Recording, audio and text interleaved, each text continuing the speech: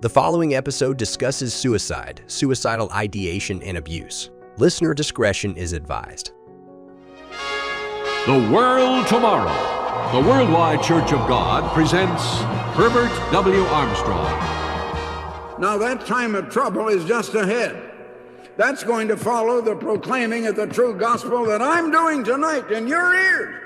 You want to know about prophecy being fulfilled? You're hearing it right now. Nuclear world war leading to Armageddon and the end of this world definitely is prophesied, and for this present living generation. There's certain things like dishonoring your mother and your father is an automatic curse. When you dishonor your father and mother, you don't have a sound mind. Jesus Christ himself reveals it. It's not my revealing. It's not the revealing of Herbert W. Armstrong. It's the revealing of Jesus Christ. But this is the way he reveals it. Well, the Lord gave me a revelation, a very important revelation. Welcome back to the Cult Next Door podcast. Last time you heard from us, we talked about some of the ways that mental abuse and trauma can cause so many ongoing mental and physical health issues in those who experience those abuses. But back in episode 9, we were talking about worldwide and its offshoots and Ashleigh's experience there, and how really the two overarching themes for Ashleigh at that time were the coming tribulation and the end times and demons. So today we're going to continue her story of life after her exit from our family and her membership in one of the main worldwide offshoots, which was called the Living Church of God. But before we get started with that, we just wanted to talk about our website real quick. If you haven't checked that out, that is thecultnextdoorpodcast.com. We have some really great merch there, like mugs, sweaters, hoodies, things like that. So if you're enjoying the podcast, that's a great way to support what we're doing. We're fully self-produced, and this is not a money-making venture for us. So things like this are a great way to help offset the cost of production and equipment and things like that, and help us keep this thing going for the foreseeable future. We've got plans after we kind of have told our story to talk to other people who have similar stories. That's why we chose the name we did. It's not just about our experience, but about how this experience is one that so many people share. But if merchandise and a hoodie or a mug or any of that stuff, if that's not your thing, but you still love the podcast, please leave us a 5-star review wherever you listen and share it with your friends. Getting the word out about the podcast is the absolute best thing any listener could do. So we hope you'll send it to a few friends, share it on social media, and hopefully they'll enjoy this as much as you do. So Ash, let's jump into today's episode with both feet. I'll just let you take it away.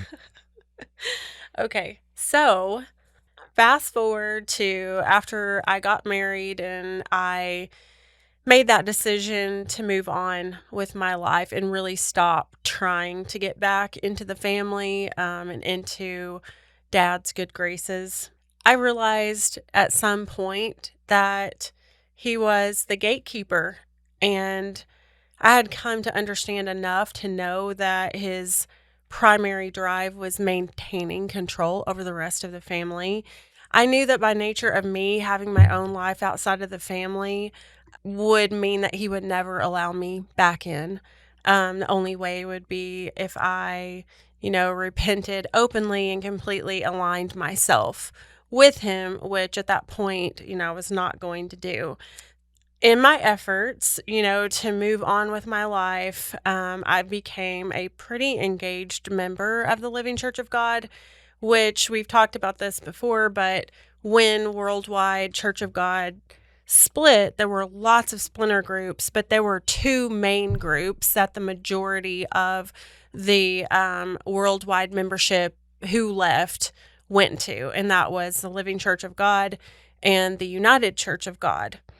And they both were very, very similar. They kept all of the same tenets. There were some slight differences, and also obviously like difference in leadership. So from my perspective at that time, the Living Church of God was doing it right. So they were the ones that were abiding by and staying true to Armstrong's teachings and were remaining faithful. I felt it was the true church. And, Dad said this at the time when we left Worldwide and went with Living Church of God before Dad started his own group. Dad said and we believed that God raised up Roderick C. Meredith, who had been with Herbert Armstrong since they were young men, and he had worked side by side with Herbert Armstrong at headquarters in the Worldwide Church of God. And so it felt like, okay, this makes sense that this is the person who God would put in this place at this time, because he was really, in lockstep with Herbert Armstrong and very close to him. I heard that term. He was raised up, by God to carry on what Herbert Armstrong had started and take us all the way to the end. And the end was the tribulation and the second coming. Living Church of God and United, are they both still in operation as they were at that time? Yeah, to this day. Okay. And at the time, I think they were still growing for a little bit, because for years, Worldwide was still leaking out members as Worldwide Church of God went mainstream. I do not think they are growing now. Could be wrong about that, but I know they're pretty small groups, at least comparative to what the Worldwide Church of God was at its height. So Roderick C. Meredith was the leader of the Living Church of God, and he was a fire and brimstone type of teacher at times. He was definitely viewed by the members as God's chosen leader, to pick up the mantle and carry on what Herbert Armstrong had started. However, he was not really viewed with the same reverence, I would say, and to be honest, like the same fear that people had of Herbert Armstrong. While people who followed him believed God had chosen him to be the leader of the church, it was not believed that he was a prophet or the end time Elijah, like people thought that Herbert Armstrong was, which, that carries its own weight. Roderick Meredith didn't quite have that weight. I also wonder, like with Herbie, as I call him, during Worldwide times, like you saw him all the time. Did you see these other men? I mean, I'm sure you didn't as much, but did they have that kind of, what's the word I'm looking for? Like, did people know who it was? Oh, yeah. Okay. Oh, yeah. So that was helping them, but still, if you don't think somebody's an apostle or a prophet, it's not going to carry the same weight. Yeah, it always was that he was carrying on the work that Herbert Armstrong started, and that the work Herbert Armstrong started was inspired by God, and it was, specific. He was specifically chosen for that time and to reveal, these hidden truths to God's true church. So Meredith was just carrying on the work, as we said. I feel like the church also became less condemning, like outwardly at least. I think that's not surprising, because when you have a really strong and charismatic leader, especially in a cult situation, there is kind of that leader worship. Once that charismatic leader exits for whatever reason, and with Herbert Armstrong, it's because he died, nothing was ever the same after that. Even though I was pretty young when he died, I still felt the impact of that change and that shift in the church. Yeah, Meredith just never quite held the same, he didn't have the same stature as Armstrong did. The core tenets of living remained the same as they did in Worldwide. People were still motivated by fear, even if they didn't acknowledge it or recognize it. And I've thought about this, and I'm sure if you asked anyone In the church, they would say that they aren't fearful. But if you just break it down and recognize that the belief system says that if you leave the church and you believe that the church is the church, like it is the only true church, if you leave that, then you are in danger of eternal punishment, as we talked about previously, and that the only way to escape the tribulation is to be in God's church. If you believe there's only one path and you're on it, like at its core is, the motivation of fear, because you have everything to lose. You have fear of not being worthy, of escaping the tribulation, fear of being separated from God, fear of missing out on God's kingdom, fear of not being part of God's family, which we were all promised, if we just remained steadfast. And all of this was at stake if you didn't stay in God's church. And the interpretation of God's church was the worldwide church of God. It did change slightly when the church split and these splinter groups went off. It used to be in the worldwide church of God that anyone that wasn't actually in that church, they were outside of God. They didn't know God. They were outside of his protection. God wouldn't hear their prayers. But with the splinter groups, I remember specifically in both, because I did attend United for a little bit as well, in both United and the Living Church of God, it was said that there would be members of offshoot groups who were still part of the church. And so the definition of the church, biblically speaking, is the body of Christ. And they applied that not just to the people in the Living Church of God, but it could be people in United too. There might be, there's some probably like God's people over there as well. And then maybe some of the other splinter groups, which, is still not, it's still not much better. It's still a cult, I had, like we all have, friends, coworkers that they would talk about leaving whatever church they're in to like find another. Yeah. That was always so incredibly foreign to me, where it's like, what do you mean? Yeah. Like, just to us, there's no leaving. Where are you going to go? Which I'm not going to, jump ahead. But that's what Dad said to me when I let him know that Liz and I were leaving. And he laughed and said, where are you going to go? Another church? Like, like the whole idea of like, what are you talking? Like, there's nowhere else to go. That was the whole idea. And it was that way in Crusade. And of course, like hardcore in these others, like there wasn't another church outside of it. No. Now we in Crusade, we weren't outright saying like, we are the only true church, like what Worldwide did. But like we've talked about before, if you don't still carry the same exact set of beliefs, then you're not. And if you're carrying the exact same set of beliefs, then why wouldn't you be in Crusade? So it's kind of circular logic where it's like, well, yeah, of course. But that was always such a foreign, strange thing to me, which is not now. It's like, well, that's what people do. They look for somewhere else that suits them better. But it's funny and interesting. Yeah, it is, because it's a different experience other people are having, but they're not in this church thinking it's the only place they can be. And if they leave it, their whole entire like eternal life and everything is on the line.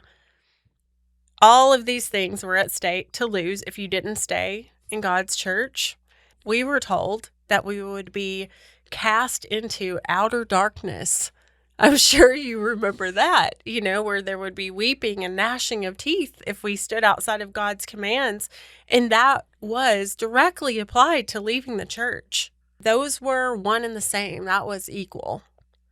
And all other churches, were described as false churches, counterfeit churches with false gospels and false teachers. Mainstream Christianity. Oh, yeah. I mean, nominal. You might as well be practicing witchcraft if you're in mainstream Christianity, according to these churches. according to Living Church of God and Dad's church probably as well. Worshipping the sun on Sunday. Right. You're Yeah. keeping these pagan festivals. Yeah, it really, that is what we thought. It's not just might as well be, like, we thought they are. Yeah. They are pagans. I mean, for one thing, like, you had to have the Sabbath. You couldn't be worshiping on Sunday because you're worshiping a false god. So that already narrowed things down pretty hard. Inherent in these words is the engenderment of fear. This means that you will accept all kinds of things that may not sit well or seem right or good, because where else can you go? Everywhere else is outside of God's protection. While the Living Church of God ministers were not all charismatic and scary, those core beliefs were just known and part of the framework from which they all operated. It's similar to something that you said in a previous episode, where once these systems are set in place and ingrained, you don't need anyone reminding you of what to do or how to think, because you're keeping yourself in line. It's just self-preservation. If you're truly indoctrinated to believe there is one church and you're in it, well, then that's it. And we all learned to alter our behaviors and way of being in the world based on the perceived threats, quote unquote, out there. And doubting or questioning was absolutely not something that was comfortable at all. If a person was baptized in the church, it was assumed that they received the Holy Spirit at that time. And once you've received the Holy Spirit, that means that you've accepted the sacrifice of Jesus for your sins. And once you've accepted that sacrifice, if you turn your back on it and reject it, there's no sacrifice left for you. And turning your back on it was interpreted as leaving the church, which is so wild to think about. I don't know how many times I heard the phrase, it would be in reference to someone who no longer attended, like, the Worldwide Church of God. And someone would say, well, he fell away. Is that familiar for you? Yeah. And, at that point, all is left for you is judgment and the lake of fire. And I don't know if you grew up fearing the lake of fire like I did, but there was almost nothing that could just engender more fear in me than the thought of, doing so poorly in this life and not pleasing God to the point that I would have to be thrown into this lake of fire. And, we didn't believe in an eternal hellfire punishment where we're tortured forever. It was a quick, like, just, burn you up. Is that what it was in Worldwide? That's what it was. Oh yeah, tell me, because that's what it was in Worldwide, and that is what it was in the offshoots. We had debate about this, but I don't think that was what we carried on, that it was like an instantaneous thing. Oh really? Yeah, I think what we had decided on at one point is that it was not eternal, but it was for an age, and that might be 1,000 years. Oh. So you might be burning for 1,000 years, and then you'll burn away.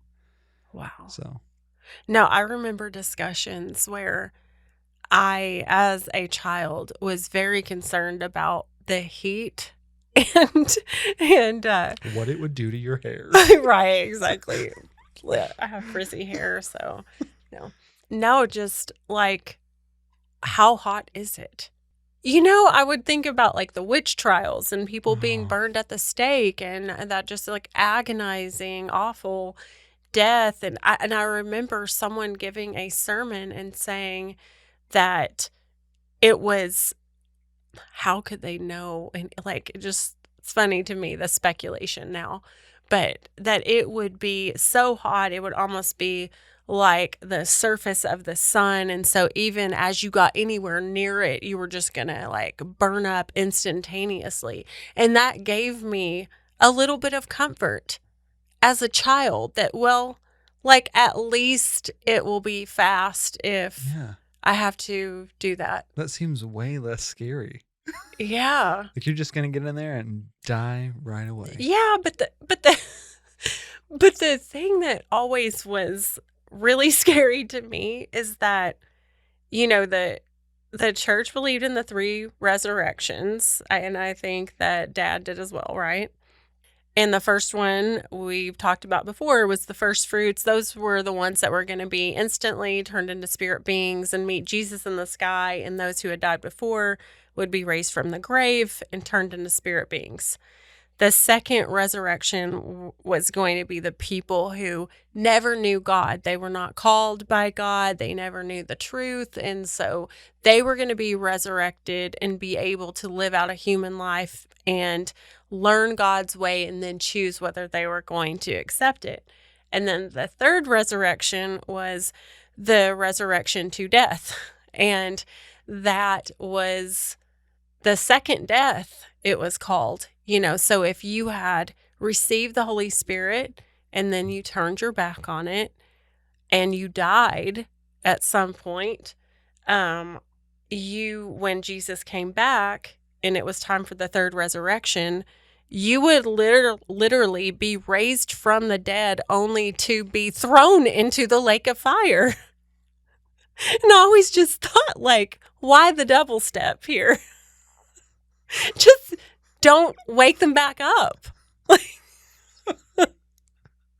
It just sounded really terrifying. But they have to be punished. But if the punishment is immediate death, that's not right. punishment. No. Yeah. So it kind of makes sense to me that Dad would amplify that part, like that it would be a scarier thing than just instant burning. Which, in his defense, I feel like that makes more sense anyway. that point of view where it's like, well, if you want to keep people in line, let them know, for sure. like, you're going to be raised back up just to be punished for eternity or 1,000 years. Yeah. Like, it's less scary to say, like, you're going to be raised up and then you'll be dead immediately. It's Again, still scary. True.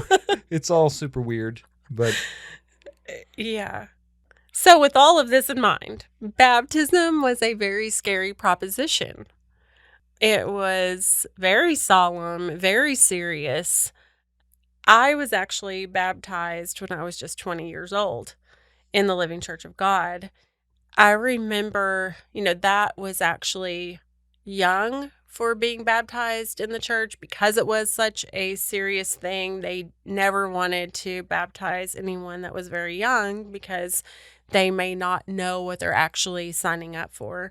And so 20 was pretty young and not really the typical age that people started baptism counseling. And, I remember really well what it was like during that time when I wanted to be baptized. And there was a very strong element there of making Dad proud.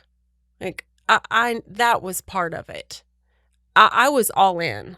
I was all in on the church, but I knew that almost nothing at that time would make Dad more proud than that, and that definitely fueled my desire to get baptized earlier than I probably would have. And I remember being required to have counseling sessions with the ministry. I was given specific scriptures to read regarding counting the costs. I think that was like Luke 14, like counting the cost as in the cost of accepting that type of sacrifice, because it really was a matter of life and death.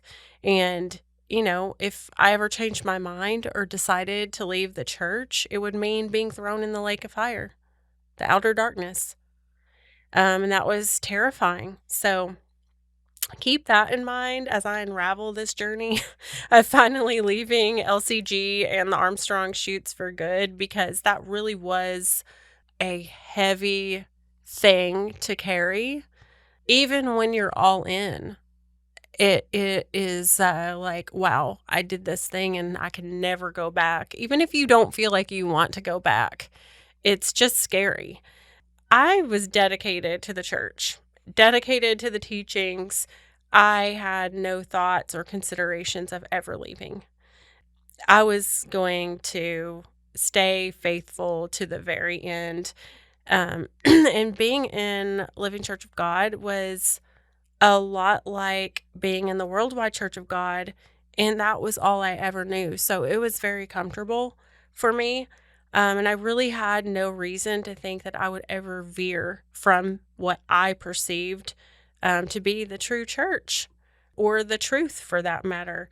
As I look back over the years, more and more things have become clear to me, and I can see different pivotal moments that led me to exiting eventually.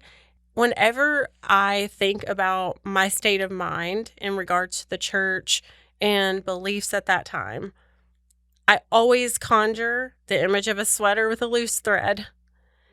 As we all know, like once you tug on the thread, the whole thing begins to unravel. And when it does, there's like not much you can do but watch it happen. And my evolution from being a devout member to leaving felt like that. I didn't want a reason to leave. I wanted to be there. I wanted every reason to stay. And I tried to stop the unraveling, but it was like trying to stand in front of a moving train and stop it. That's impossible. And everything came apart. So there were several things that happened that led to the unraveling, but they didn't seem or feel necessarily major at the time.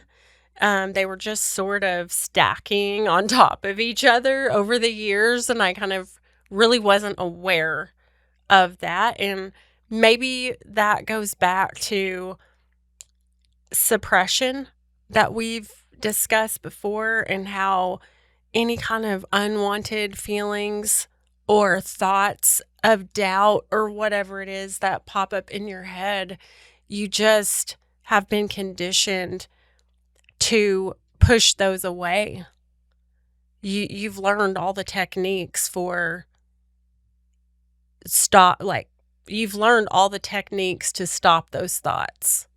There are things that I believe now, or things that I believe then that I don't now, that, not to insinuate that I'm enlightened now, but that I look at and think, how did I believe whatever it is, this particular thing? Like I can't, on its surface level, I can't figure out why I would ever believe that. But then what you're talking about, the cost of not believing it, or allowing yourself to think about how it might not be 100% true. Like, it was far too great, especially with kind of what we were in. It wasn't just, oh, I can go to another church that has different theology. No. No, this is it. And this is the truth. So you can't deviate from that. So yeah, it's interesting to look at that from a perspective of kind of being away from it a little bit. And I'm sure you can, feel that way too about a lot of things. For sure. My marriage to Kurt was very different than what I saw modeled by our parents. Kurt was not a naturally authoritarian person like Dad was. You talked about how the different fathers in the church, how they responded to the teachings of male dominance in the household and strict control of the family. And, I'm very grateful that, Kurt's father was similar to our dad in certain ways, at least with, the authoritarianism. And I feel like I kind of dodged a bullet there in finding someone that didn't really align with that aspect of the structure. He didn't, suffer from narcissistic tendencies, and he was kind, and he didn't need to have control like Dad did. Saying that, our marriage was still set up the way that the church taught a marriage was supposed to be. He was the head, and final decisions were his. Unlike Dad, though, like, he did welcome my input and opinions, which was completely new to me. And it was a mutually understood thing, though, that as my head, he was responsible for leading me and making the important decisions. So there always was that underlying thing of like my opinions matter a little bit less. Maybe he probably would never have thought that, but just in the structure of it, it's, that's the way that it is. I, as the woman, was the weaker vessel. And because this is all, that we ever saw modeled in our home growing up, I never considered there to be another way. I thought it was my job to be submissive in everything. And it was, it was never my nature to be a submissive person. Like, going back to the story of Dad staying up all night with me and spanking me to the wee hours of the morning until I finally gave in and picked up my toys. And he bragged that was when he broke my spirit. And, now I'm not this stubborn, willful child anymore. Now I've fallen in line. Show pony. What? You're a show pony now. Yeah. You're a wild stallion. I just kind of think that was still there. Like, he didn't beat that out of me. It was there. It was just dormant for a very long time. And, like I said, it wasn't my nature to be a submissive person, but I did believe that my role as a wife was to submit to my husband. So I really tried to fulfill that role to the best of my ability and without resentment as well. Like, I thought that I'm doing this like it's supposed to be done. And honestly, while I desperately miss the family and even miss Dad very much, being married to Kurt came with a sort of freedom that I had never experienced before.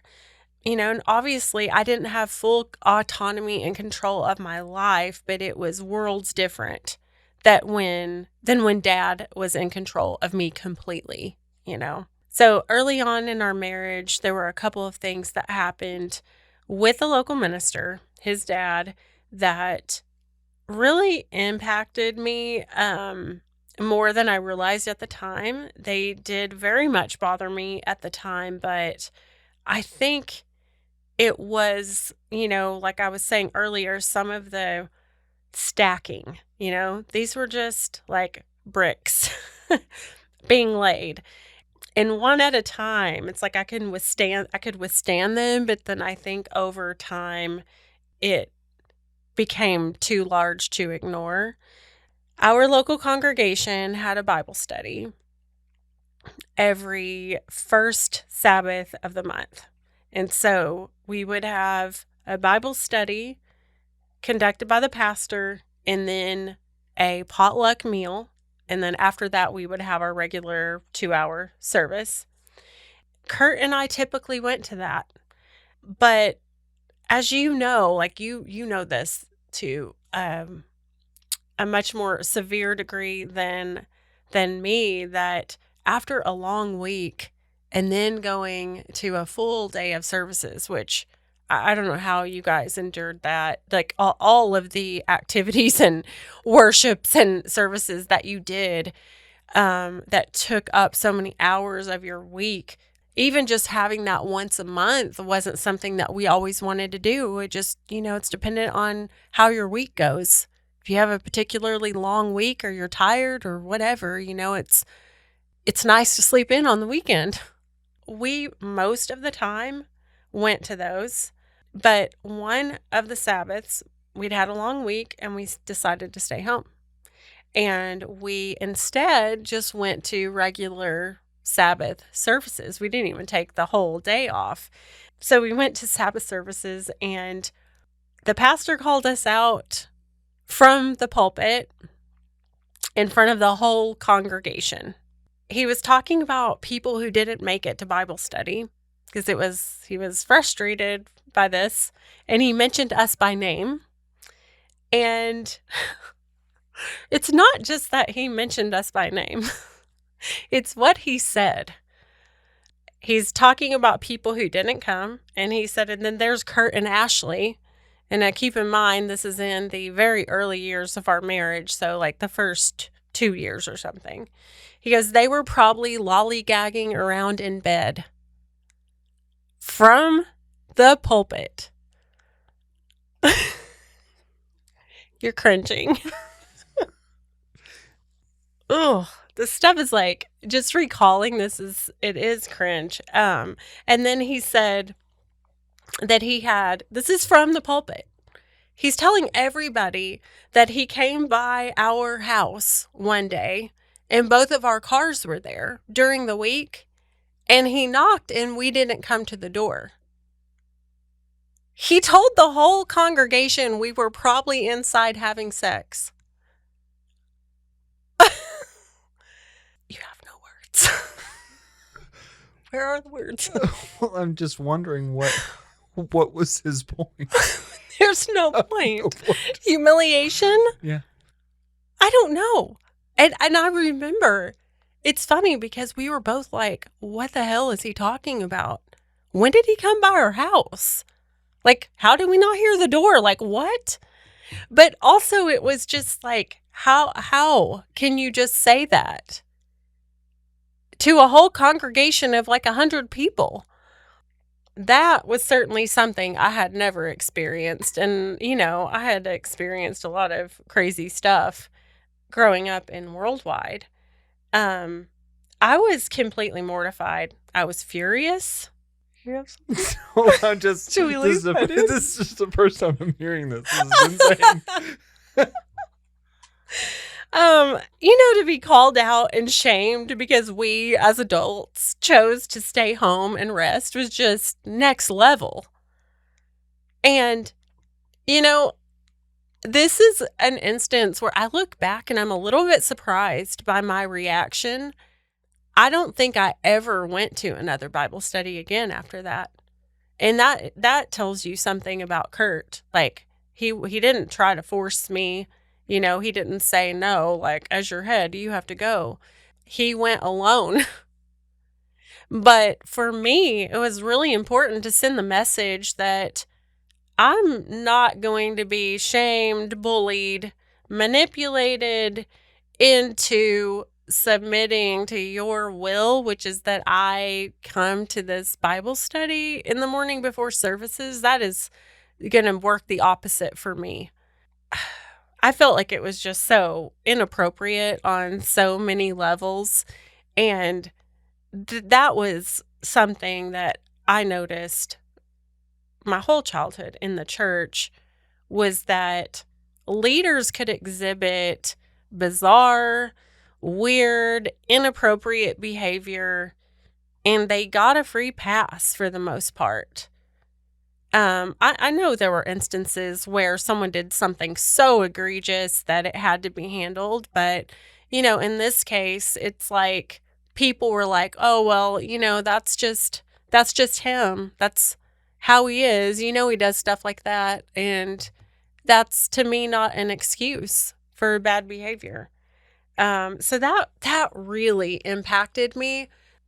I think it was so reminiscent of Dad's control. Not that Dad would have necessarily said that, but just the attempt to control. And, he was not only the pastor, he was my father-in-law. So it was another father figure who was trying to bend me to his will, is what it felt like. And it just felt really icky. Looking back, I'm kind of proud then that I refused to go again. And Kurt and I had a lot of discussions about it. And it was, for me, I felt very strongly that I was not going. And that's how it was for the rest of the time. So the other instance involves him as well. He sent me a letter, which I'll read an excerpt of because I still have it. An important part of being in the church was serving, which I know you're familiar with. And serving, is a hallmark of a dedicated, faithful member of the church. And we were always encouraged to look for ways that we could serve. I did. I sought out ways to serve. I participated in a lot of things at church that, looking back now, I am an introverted person. I have a limit as far as how much, energy I can exert out with people and in public settings like that. And when you're in the church, all of that is overridden. It doesn't matter. If you don't want to go to a Bible study, you're still supposed to go. So I participated in, a lot of the different activities that the church came up with, and, always preparing stuff for potlucks and meals for sick people and shut-ins, and just trying to do little things. And I feel like I'm a creative person, so I would do things like, volunteer to make the flower arrangement for a holy day or something, because I felt like I could add value there. I never felt like there was anything wrong with that, like picking out a strength, and then serving in that way. I remember one day talking with some other people at a potluck, and we were talking about how fun it would be to have a costume ball. And from that conversation, Kurt and I decided to organize and host a costume ball, and we invited we invited congregations from other Living Church of Gods all around, and it ended up being a big hit. And we worked on that for months, and we just poured ourselves into that. And for me, it was this creative outlet that took my mind, honestly, off of the grief that I was feeling, because this was just a couple years after I lost the family. And I will say that for years, I couldn't even accept that had happened. So I was still very fresh in that time of grieving. And so that, the costume ball excited me. It gave me that creative outlet, and we worked on that, and we were really proud of it. So we did that. But the main thing that the pastor wanted me to do was play piano for hymns. And he knew that I could play piano because, Dad taught us to play piano. So he thought Did he? Well, I've heard that he did not teach you. Did he not teach you? He did not. And that's always been a mostly playful sore spot of mine. I'm sorry. No, it's fine. I just always joked, like, by the time I'd come around, he was like, piano? Ugh, I'm 35. I can't deal with this. And tennis? He didn't teach you to play tennis? No. I would have if I had stayed. So he knew I could play piano, so he thought I should be serving by playing hymns. And the problem was that this was something that I was not comfortable at all doing.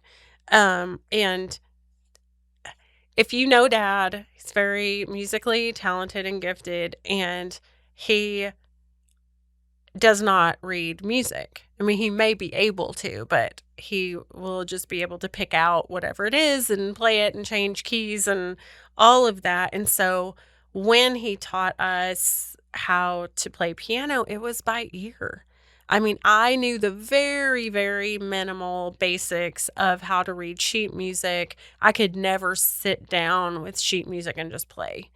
I had to painstakingly go through sheet music, memorize it, and then never look at the music again. So there was that. Like I couldn't sit down and just turn to a page in the hymn book and start playing.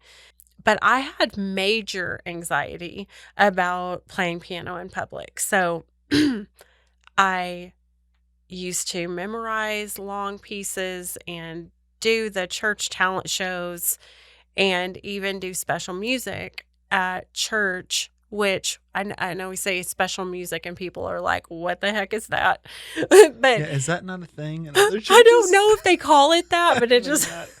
Yeah, if that's not what you call, please comment or email us. I want to know if this is foreign to you. Yeah, it'd be like, today we have special music. And it would be someone singing a song, but it could not be anything that you would hear on mainstream Christian radio, and it could not be anything Protestant, like, or associated with Protestantism. So, and you couldn't have special music by anyone who wasn't a member of the church, because I experienced that in the Living Church of God. My best friend, who was not in the church, was visiting, and she's an amazing vocalist. I asked if she could sing special music, which was a song, and they said no. So there was a time where I played special music, and it was on a holy day, and I had confidently done this many times, but this time I forgot where I was in the piece, and I could not recover. I didn't know, I couldn't pick back up. It was like my mind just went blank. I actually got distracted by something, and then I didn't know where I was, and that had never happened. And Dad, our family was sitting on the front row, and I turned my head and I looked at Dad like, what do I do? You know? And I remember Dad like looking really embarrassed and frustrated or something. Whatever his expression was, it wasn't good, you know? And I had to just get up, push the bench in, and go sit down. And it was humiliating. And after that, he said to me, "Why did you look at me?"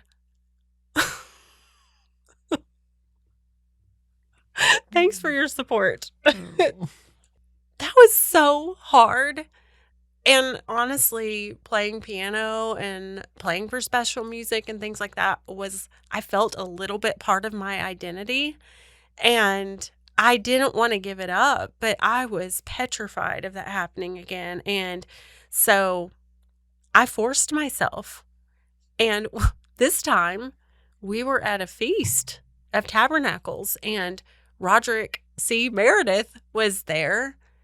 And I chose to play Beethoven's Moonlight Sonata because it was Herbert Armstrong's favorite piece of music.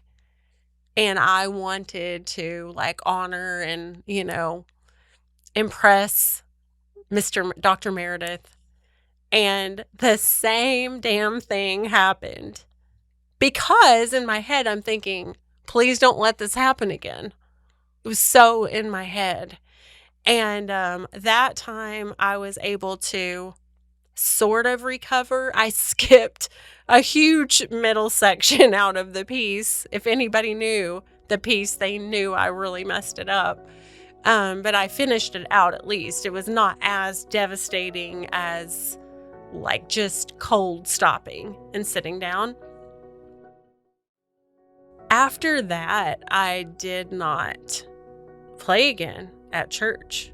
So I tried to explain this to the pastor at LCG, and there was no understanding of that. There was no like comprehension of what that's like.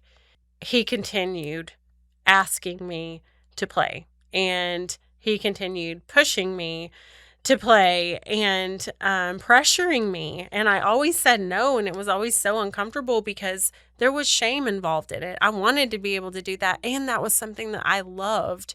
If that hadn't happened, I probably would have memorized some of the hymns, and then I would have been able to do it. But I just didn't feel like I was able to do that at that time. And he was really relentless about it. For a while there, it was almost every time I saw him.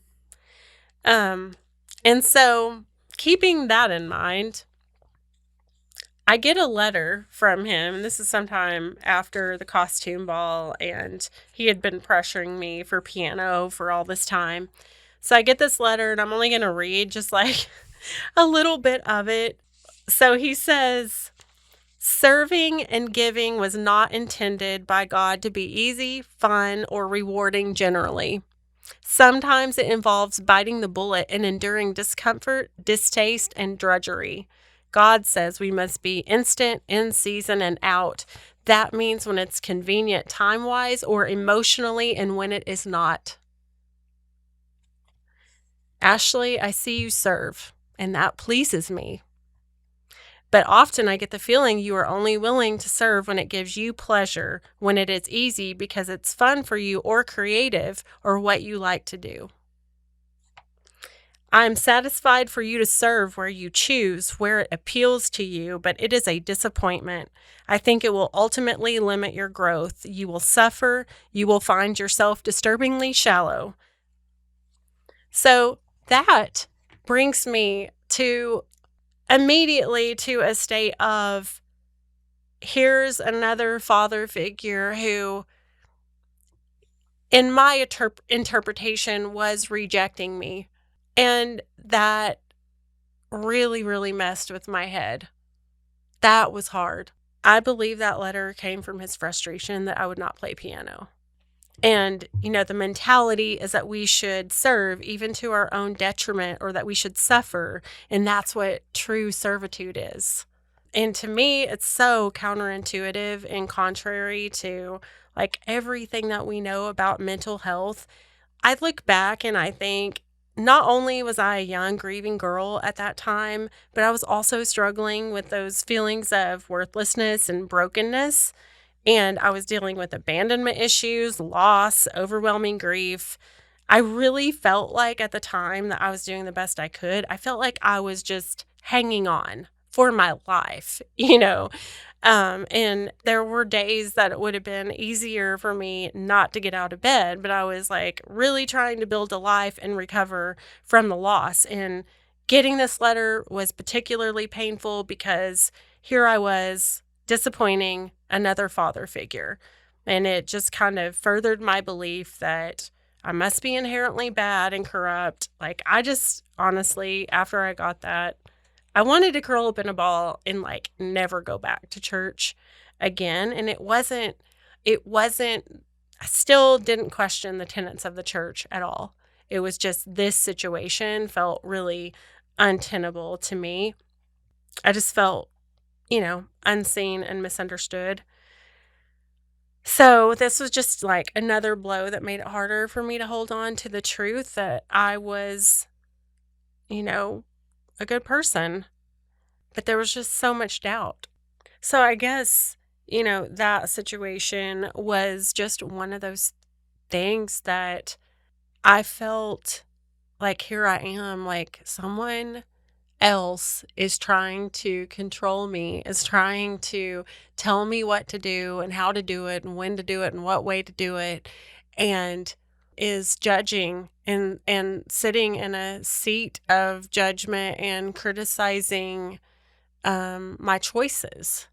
Yes, the church did that to all of us, but it's more acutely felt when it's an individual, just like it was with Dad, with us, and I'm out from under Dad's control. And even though I'm still in this cult and I'm still in a marriage where it is the umbrella of authority and I'm under it, I still felt a certain level of freedom.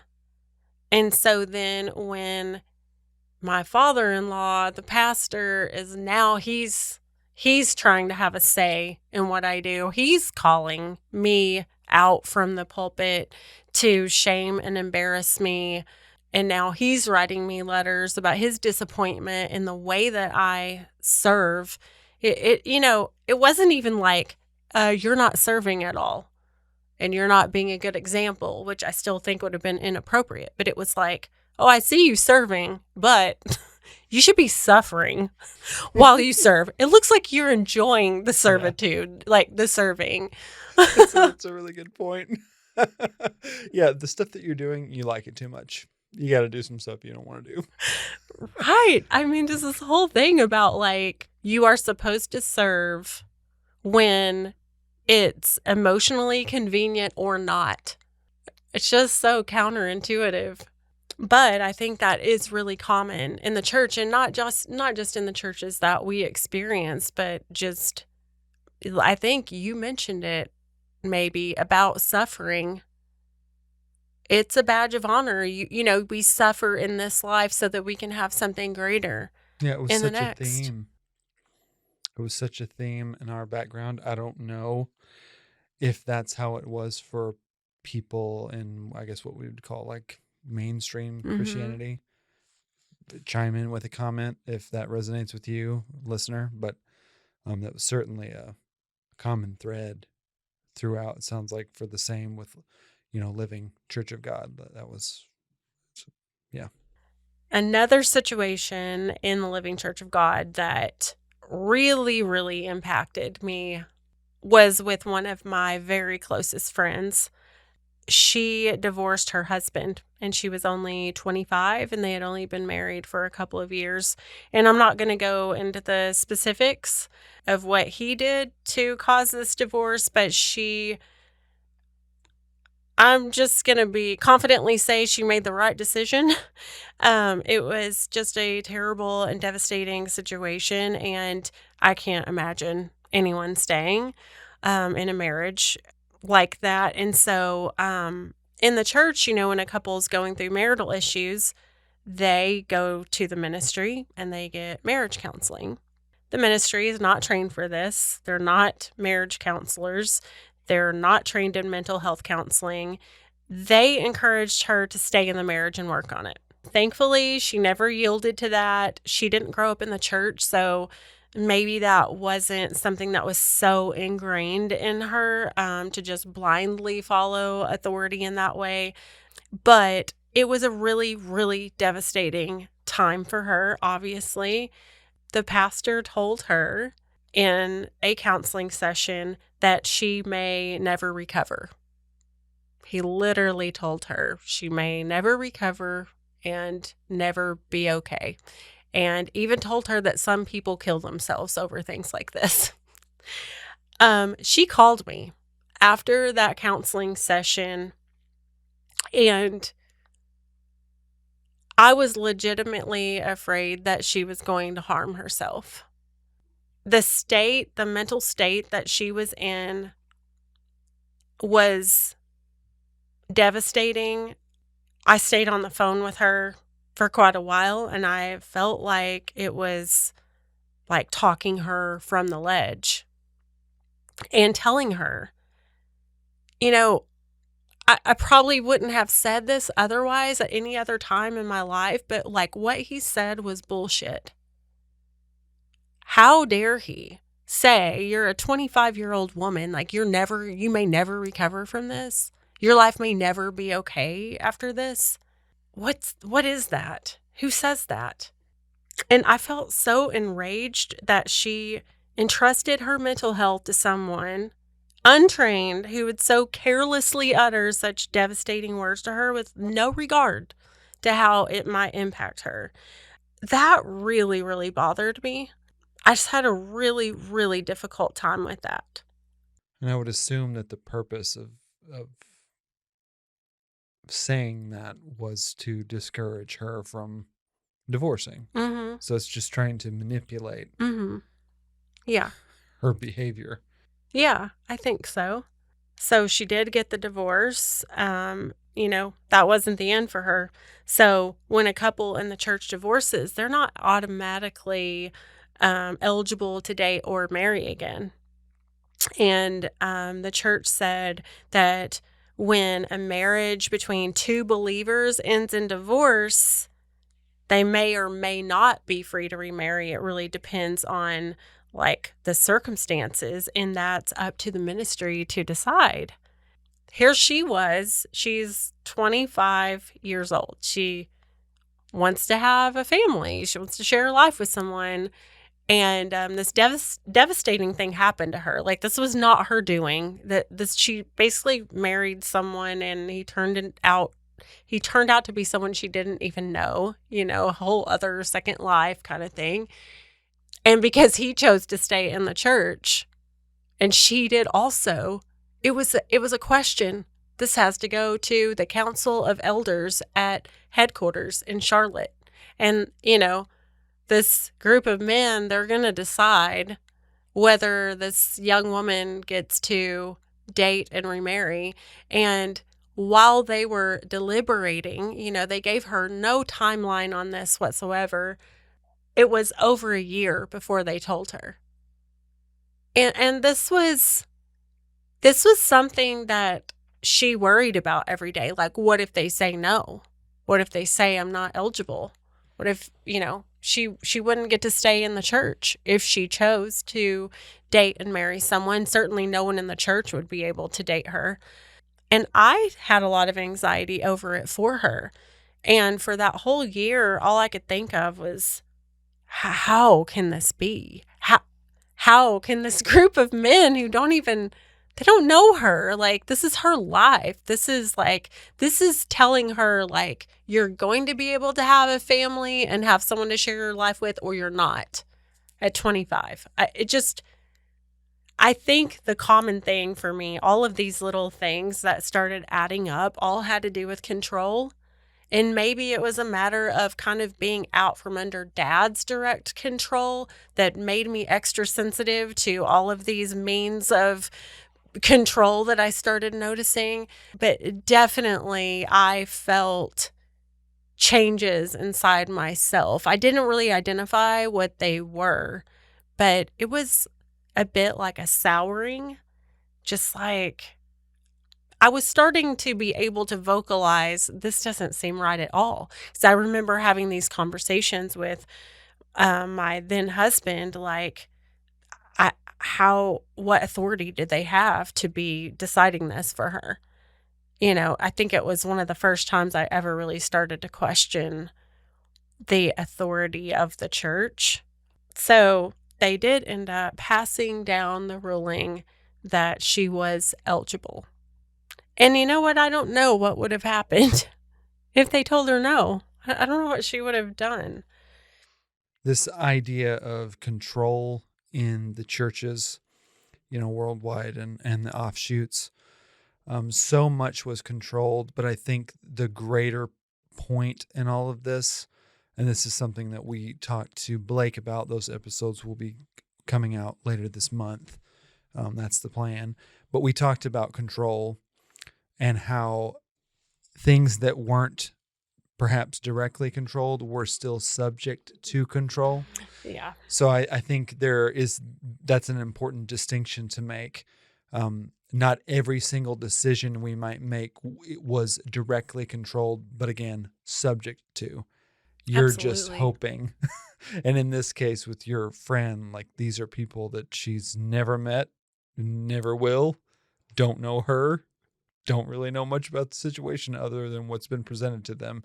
And they are, as long as she stays within that system, they're controlling, like you said, literally her life. If she's going to have a family, if she's going to marry, if she's going to have children, these things, like, just a wild concept, looking at it from the outside now.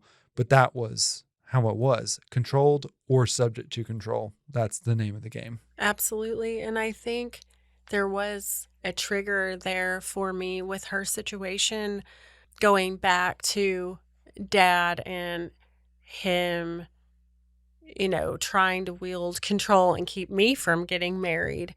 There was just that common thread of these overbearing, authoritative men trying to wield control through whatever means necessary. And I really began to question and resent a little bit the power that they held in people's lives.